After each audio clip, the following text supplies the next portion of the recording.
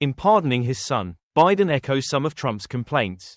President Biden and President-elect Donald J. Trump now agree on one thing: the Biden Justice Department has been politicized. In pardoning his son Hunter Biden on Sunday night, the incumbent president sounded a lot like his successor by complaining about selective prosecution and political pressure, questioning the fairness of a system that Mr. Biden had until now long defended. No reasonable person who looks at the facts of Hunter's cases can reach any other conclusion than Hunter was singled out only because he is my son, and that is wrong. Mr. Biden said in a statement announcing the pardon. Here's the truth, he added, I believe in the justice system. But as I have wrestled with this, I also believe raw politics has infected this process and it led to a miscarriage of justice. Mr. Biden's decision to use the extraordinary power of executive clemency to wipe out his son's convictions on gun and tax charges came despite repeated statements by him and his aides that he would not do so. Just this past summer, after his son was convicted at trial, the president rejected the idea of a pardon and said that, I will accept the outcome of this case and will continue to respect the judicial process. The statement he issued on Sunday night made clear he did not accept the outcome or respect the process. The pardon and Mr. Biden's stated rationale for granting it will inevitably muddy the political waters as Mr. Trump prepares to take office with plans to use the Justice Department and FBI to pursue retribution against his political adversaries. Mr. Trump has long argued that the justice system has been weaponized against him and that he is the victim of selective prosecution, much the way Mr. Biden has now said his son was. Their arguments are, of course, different in important respects. Mr. Trump contends that the two indictments against him by Mr. Biden's Justice Department amounted to a partisan witch hunt targeting the sitting president's main rival. Mr. Biden did not explicitly accuse the Justice Department of being biased against his family, but suggested that it was influenced by Republican politicians who have waged a long public campaign assailing Hunter Biden. As it happens, the Justice Department has rejected both accusations. The prosecutions of Mr. Trump and the younger Mr. Biden were each handled by separate special counsels appointed specifically to insulate the cases from politics. And senior department officials have denied that politics entered the equation against either man. There is no evidence that Mr. Biden had any involvement in Mr. Trump's cases. But Mr. Biden's pardon will make it harder for Democrats to defend the integrity of the Justice Department and stand against Mr. Trump's unapologetic plans to use it for political purposes even as he seeks to install Kash Patel, an advisor who has vowed to come after the president-elect's enemies.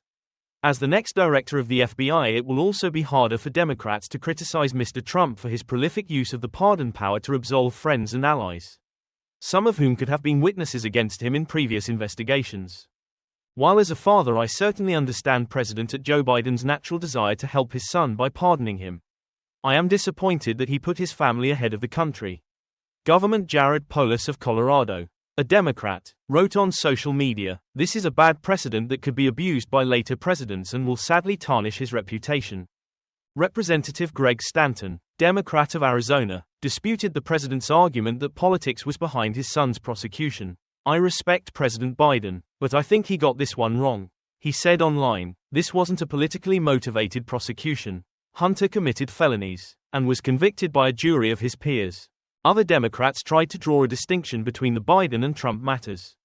Former Attorney General Eric H. Holder Jr. said that no prosecutor would have brought the charges against Hunter Biden and that therefore the pardon was warranted. "Ask yourself a vastly more important question," he wrote on social media. "Do you really think Kash Patel is qualified to lead the world's preeminent law enforcement investigative organization?" Obvious answer, hell no.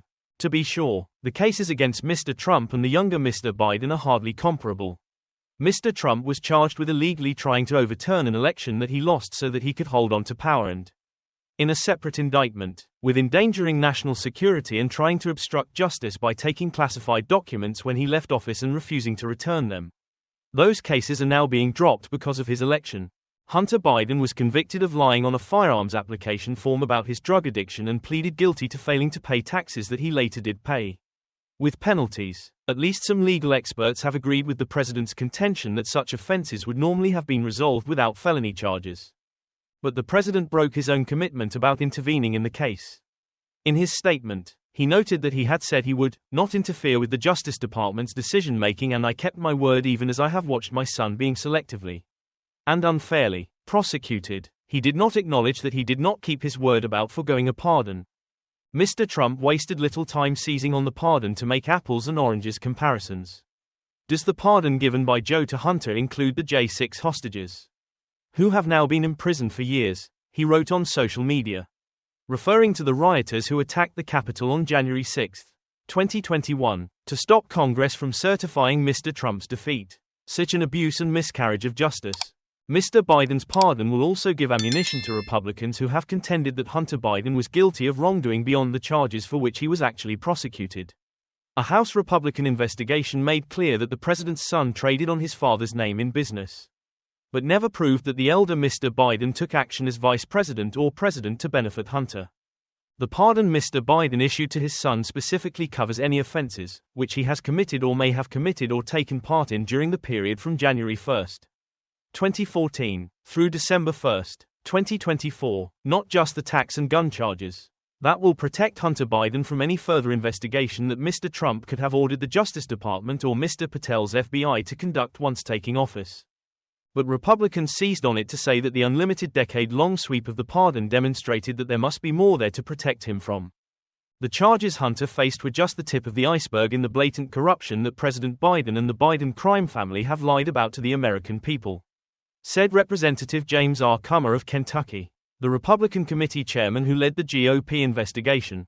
It's unfortunate that, rather than come clean about the decades of wrongdoing, President Biden and his family continue to do everything they can to avoid accountability. Some Republicans even imagined ways the pardon could help any future investigation of the outgoing president. David M. Friedman, a longtime Trump lawyer who served as ambassador to Israel in his first term, suggested online that Hunter Biden could now be compelled to testify about matters for which he no longer faces potential criminal liability.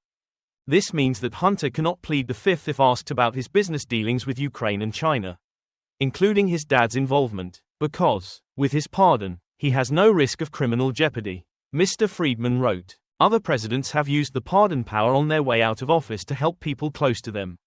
President George H. W. Bush pardoned former Defense Secretary Caspar W. Weinberger and other colleagues on charges stemming from the Iran-Contra affair. President Bill Clinton pardoned his brother Roger on old drug charges. And of course, the vast majority of Mr. Trump's pardons and commutations went to people he knew personally or was connected to through allies. According to studies, among the people he pardoned in his last weeks in office was Charles Kushner, the father of Mr. Trump's son-in-law Jared Kushner, who spent 2 years in prison on tax evasion and other charges. Over the weekend, Mr. Trump announced that he would now nominate the pardoned Mr. Kushner to be ambassador to France. In his pardon statement, Mr. Biden sought to appeal to empathy for a father of a son who struggled with drug addiction, framing his decision in personal terms as Hunter faced possibly years in prison. I hope Americans will understand why a father and a president would come to this decision. He wrote, if he had left it at that, that might have been one thing, but it was his attack on the prosecution that raised questions of a dual-track justice system. There has been an effort to break Hunter, who has been 5.5 years sober, even in the face of unrelenting attacks and selective prosecution. The president said, in trying to break Hunter, they've tried to break me and there's no reason to believe it will stop here. Enough is enough, except that it will not stop here. Even some supporters of Mr. Biden said his decision opened the door for Mr. Trump to further warp the system by pointing to his predecessor's own words and actions. Former Representative Joe Walsh, a leading anti-Trump Republican from Illinois who endorsed Mr. Biden for president, said the pardon was deflating. This just furthers the cynicism that people have about politics, he said on MSNBC, and that cynicism strengthens Trump because Trump can just say, I'm not a unique threat. Everybody does this. If I do something for my kid, my son-in-law, look, Joe Biden does the same thing. I get it, but this was a selfish move by Biden which politically only strengthens Trump.